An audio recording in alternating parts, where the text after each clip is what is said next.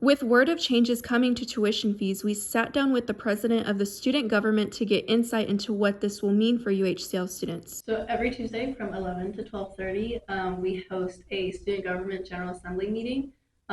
And that meeting was based on tuition and fees to let the students know what increases will be happening, if they had any comments or questions, so everyone is aware of what is going to be happening in the future years. And so for student government, we host these meetings for students to know what's happening on campus. And my role is hosting the meeting. So me and Mark Denny were in contact about this meeting for a couple weeks prior, so that we can let students know what is going to be happening with their fees.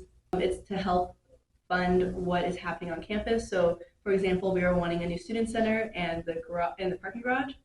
So we need to increase the fees for that. So they're making slow increases for the future now, so that they can pay it later. We then reached out to members of the student body to see how they could be affected by potential tuition changes.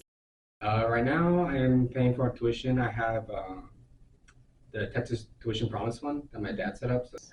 At the current moment, I just got some help from my dad to pay the initial payment. I divided my tuition into installment payments with the payment plan, and I am waiting for FAFSA to process correctly.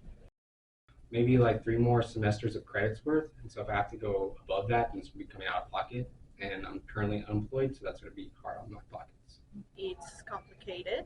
I will need more help from FAFSA, and if FAFSA does not cover all of it, I will need to ask my dad for help once again. And while some that we spoke to feel that they weren't made aware of this vote, I'm not aware of the tuition increases. the president of the student government clearly states that there are plenty of outlets to keep up to date. I feel like it depends. It depends on how involved students are, because I would say probably for that meeting we had maybe 30 people in attendance, and then our student population is around 8,000 at the school. So what we do is also we record the meetings and we post them, so that students, if they want to, they can access it, as well as the Signal contacted me after to write, I believe, an article on it as well. So I think it mainly depends on how involved students want to be.